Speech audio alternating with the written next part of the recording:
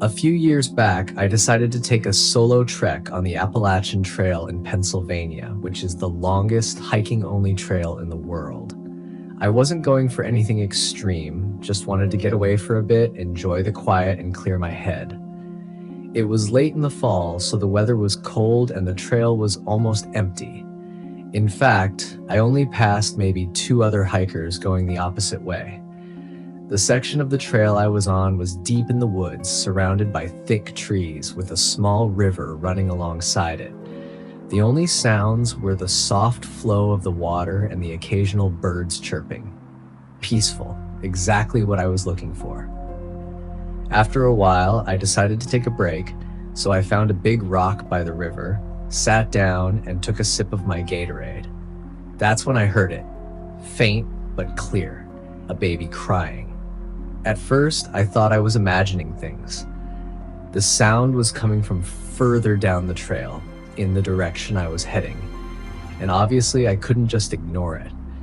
The idea of a baby being out here alone didn't make any sense, but on the off chance that someone needed help, I had to check it out, so I got up and started walking.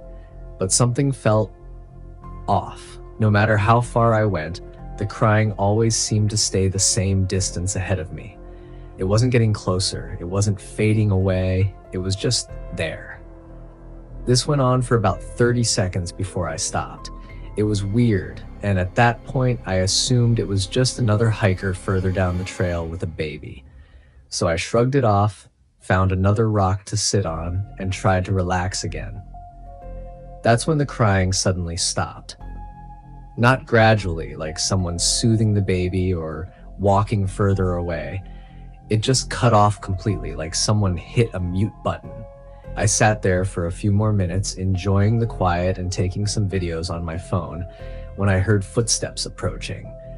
Expecting to see another hiker, I turned my head, only to see a woman running straight toward me.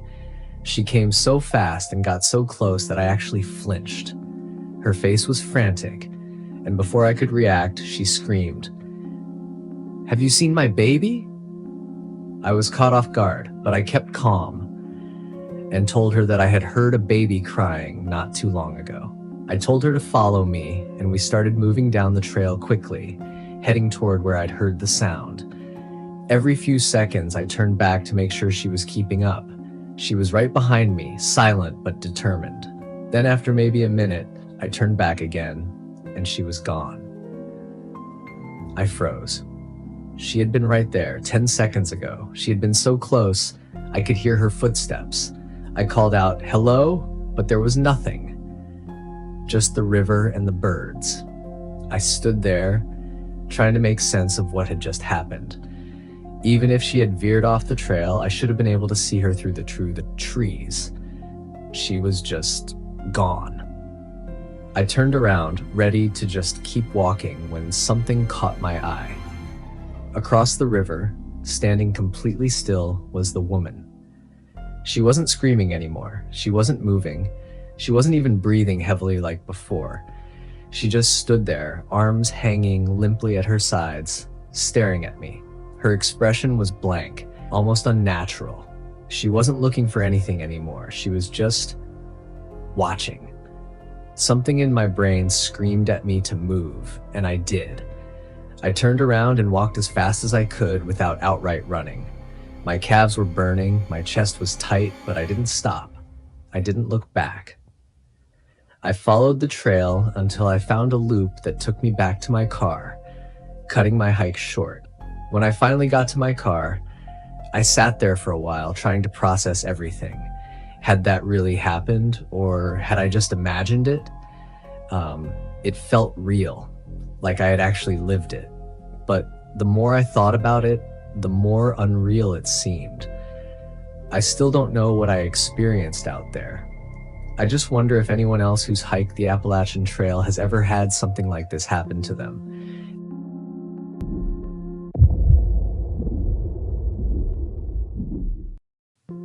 My brother Jason and I moved out to Colorado a few years back. We'd always wanted to live near the mountains, but neither of us could afford to do it alone, so we split the rent on a townhome in the suburbs just outside of Denver. It was a perfect setup. Not only were we saving money, but we were also only about 10 to 15 minutes away from an incredible stretch of mountains. The only downside, the hiking and camping trails near us were packed. Since they were so easily accessible, they were almost always swarming with tourists and locals alike. Finding any real solitude was rare, which was exactly why Jason and I planned a 3-day backpacking trip deep into the mountains, far beyond the crowded trails. Jason took charge of routing our trip, and a couple of weeks later, we loaded up our gear and drove out to the trailhead. When we arrived, we noticed only one other car parked there, an old beat-up SUV, covered in dust like it had been through some serious off-road travel. That meant, at most, one other person was hiking this route. We took that as a good sign. The first day of hiking covered about 8 miles. Most of it was pretty flat, but the last 2 miles had us climbing up a steep mountainside. It was exhausting, but Jason kept assuring me the campsite would be worth it, and he wasn't wrong. About 3/4 of the way up the mountain, we found a perfect, flat area carved into the cliffside, offering a panoramic view of the entire valley. With the sun beginning to set, it looked like something out of a postcard. We quickly set up camp, pitched our tents, and gathered sticks and stones to make a fire pit. Once the fire was going, we sat around it, talking for hours about everything and nothing. That's when we heard it, footsteps. At first, it was faint, just the soft crunch of boots against dirt, but they were getting closer, slowly but steadily making their way up the trail toward us. Jason and I immediately stopped talking and listened.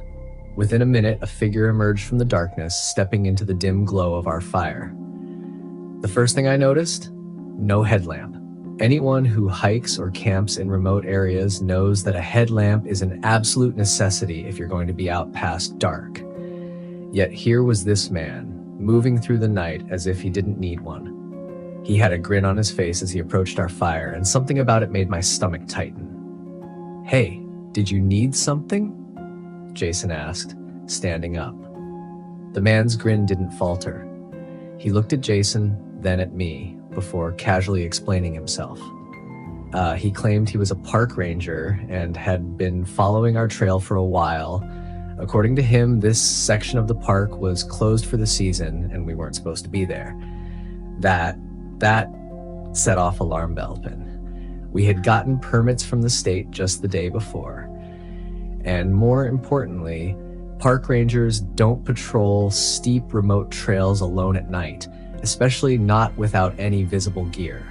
If this guy wasn't who he claimed to be, then what was he doing out here? Jason and I exchanged quick glances, both of us silently coming to the same conclusion. Something was very, very wrong. Still smiling, the man continued, "You both need to leave with me right now. Pack up and follow me. I'll lead you back to the trailhead." For a moment, we didn't move. The man stayed by the fire, his eyes fixed on us, that eerie grin never fading. Jason was the first to break the silence. "No, we're staying here." The man's eyes flicked back to him, then over to me. He lingered for a second before finally turning around and walking away, slowly, like he wasn't in any kind of rush. We didn't relax. We didn't even talk. We just stood there, listening. After a few minutes, we grabbed more dry sticks and threw them onto the fire, keeping it blazing as bright as we could. We weren't sleeping that night. Every so often, we swore we could hear something. Faint, distant footsteps, the occasional rustle in the brush. But we never saw the man again. As soon as the sun was up, we packed our gear and started our hike back, cutting our trip short. The entire way down, we were hyper aware of our surroundings, constantly checking over our shoulders. When we finally made it back to the trailhead, that same dusty SUV was still parked there. That meant one of two things. Either the guy we encountered had driven up in that SUV, or there was another hiker out there, alone. We reported everything to the police, but nothing ever came of it. No missing persons reports, no strange activity in the area, nothing. But we knew what we saw. That man was lying about being a park ranger. That much was obvious. But the real question was, what had he planned to do if we had actually followed him? And what happened to the other hiker? I don't know, and I don't think I ever will.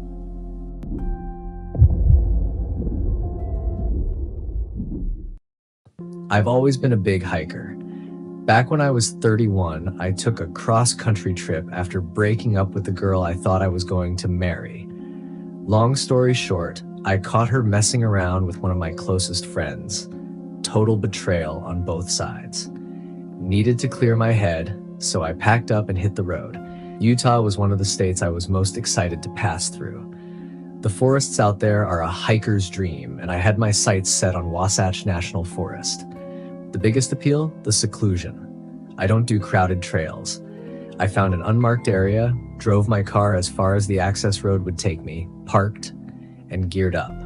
Checked my phone, no service. Perfect.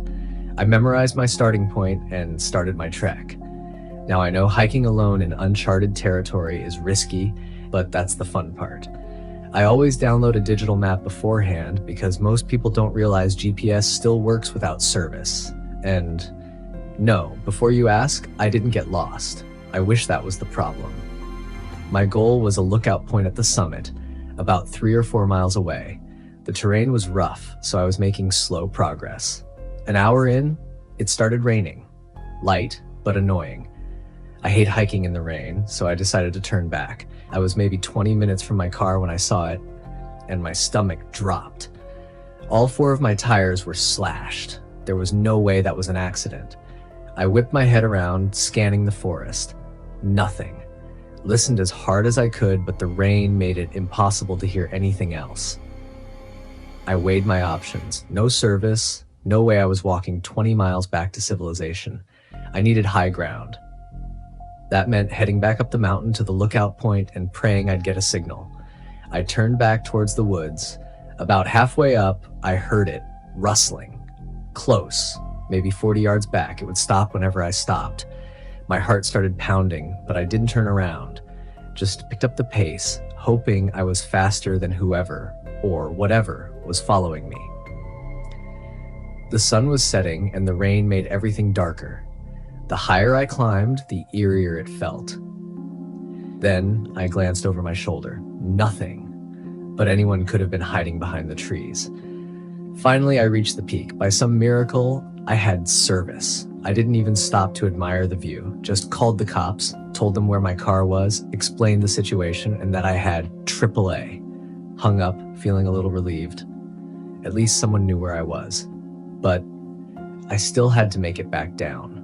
Walking straight back was too risky. If this was some kind of setup, I'd be walking straight into it. I decided to loop around in a semicircle, hoping to avoid whoever was out there. For a while, everything was silent. Too silent. Then, snap. A twig to my left. I turned. Nothing. A few minutes later, another noise, this time behind me. My blood ran cold. There wasn't just one person out there. I picked up the pace, jogging now, and then in the middle of the forest, I saw something that made my stomach drop even further. A makeshift campsite. There were about a dozen logs circled around a fire pit like some kind of meeting place. Whoever had been here, they were still out here. I went around it and kept moving. Then I saw it. A foot. Someone darting behind a tree. That was it. I took off in a full sprint. I didn't care about noise anymore. I just needed to get out. The sounds behind me got louder.